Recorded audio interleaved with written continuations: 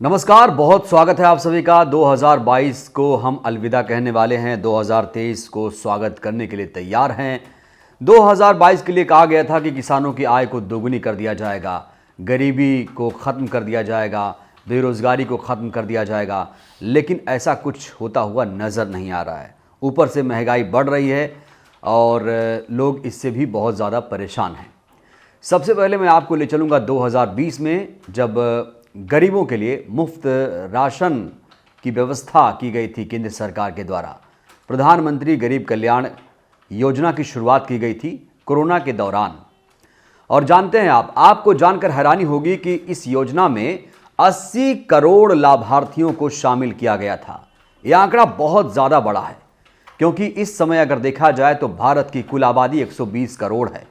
अब सोचिए आप, 80 करोड़ लोग, यानी 3/4 लोग गरीबी रेखा से नीचे जीवन यापन कर रहे हैं, गरीबी रेखा के नीचे जीवन गुजार रहे हैं, जिनके लिए एक योजना की शुरुआत की गई थी।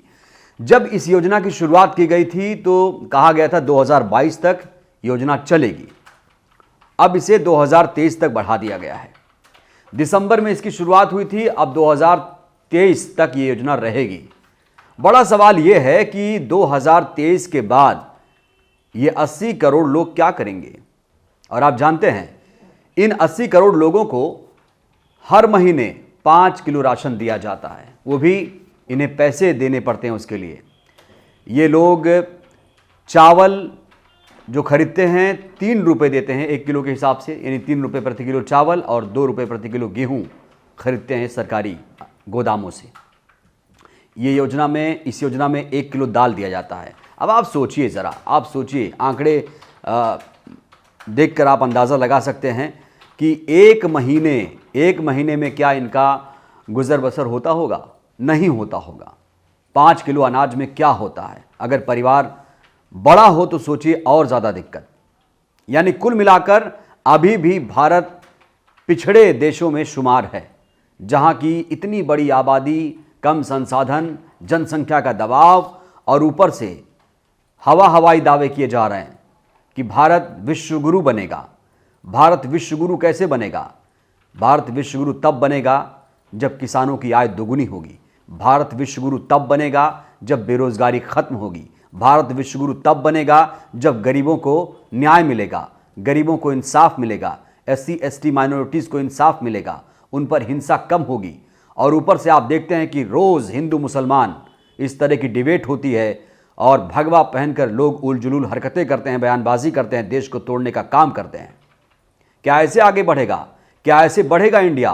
क्या ऐसे बढ़ेगा हिंदुस्तान? इस पर सोचने की ज़रूरत है। ये कोई मजाक नहीं है। भारत देश को अगर विश्वगुरु बनाना है, अग्रणी देशों में शुमार करना है, तो आपको सबसे पहले इन तमाम चीज़ों को दुरुस्त करने की ज़रूरत है।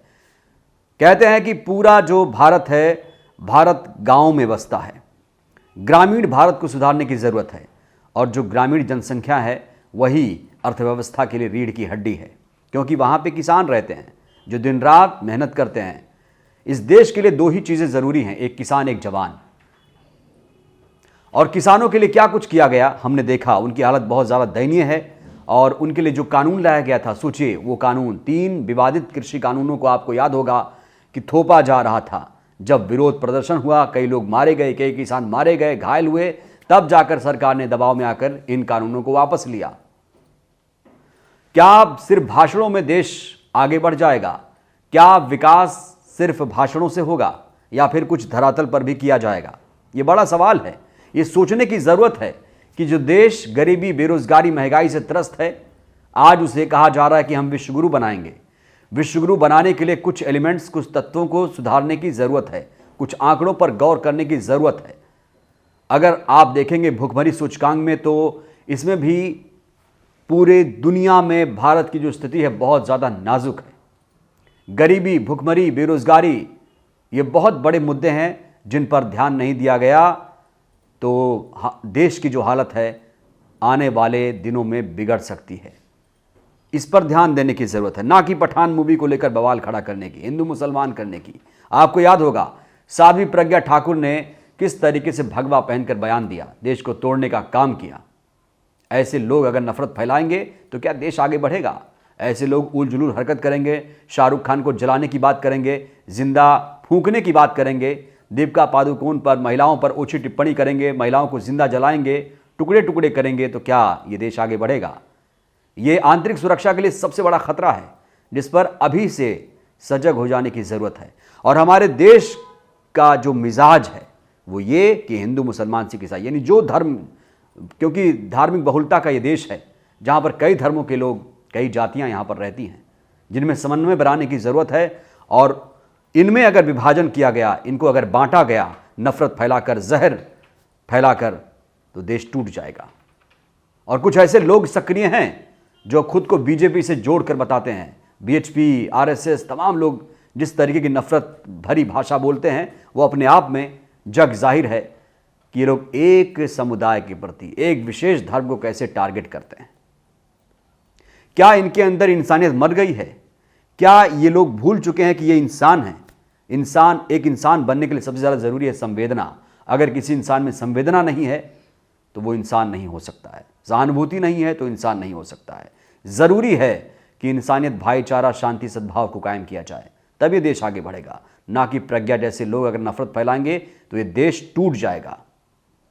और गरीबों की जो स्थिति है वो हमने आपको बताई कि 80 करोड़ लोग अभी भी देश में गरीब हैं, बेरोजगारी चरम पर है। और एक आंकड़ा आया हुआ है, दरअसल एक रणविजय सिंह साहब लिखते हैं कि एक साल का जो विकास है वो कैसे हुआ है। ये लिखते हैं कि सीएनजी करीब 27 रुपये महंगा हुआ है, एलपीजी 200 रुपये चल रहा है इसका रेट फ़िलहाल, और दूध जो है 9 रुपये बढ़ाया गया है पूरे साल की बात करें तो। और पेट्रोल देखिए 100 रुपये पार हो चुका है, डीजल भी 100 रुपये पहुँचने वाला है। और देखिए डॉलर और रुपये की तुलना करिए तो अभी $1 83 रुपये के बराबर पहुंच चुका है। यानी बहुत ज़्यादा असमानता यहाँ पर नज़र आ रही है। अब पेट्रोल लोग नहीं खरीद पा रहे हैं, डीजल नहीं खरीद पा रहे हैं, दूध के दाम बढ़ रहे हैं, प्रोडक्ट्स पर, तमाम जो दूध, दही, मक्खन पर भी जीएसटी लगा दिया गया है। आप सोचिए, लोग महंगाई से त्रस्त हैं, महंगाई के बोझ तले दब रहे हैं। और जहाँ तक बात है पेट्रोल की, तो ये भी हमने आपको बताया कि ये 100 रुपये के पार पहुँच चुका है। आप सोचिए विकास कितना हुआ है। और आप परेशान हैं या नहीं? क्या वाकई देश प्रगति कर रहा है? देश कैसे प्रगति करेगा? आप ज़रूर अपनी राय दीजिएगा। हमें आपकी प्रतिक्रिया का बेसब्री से इंतजार है। देखते रहिए नेशनल दस्तक। नमस्कार। नेशनल दस्तक की आपसे गुजारिश है कि अगर इसको बचाना चाहते हैं तो नेशनल दस्तक को सब्सक्राइब करने के लिए रेड कलर के सब्सक्राइब बटन को दबाएं, फिर बेल आइकन की घंटी दबाएं। नेशनल दस्तक को बचाने के लिए बहुत जरूरी है कि हर खबर को शेयर करें, लाइक करें, कमेंट जरूर करें।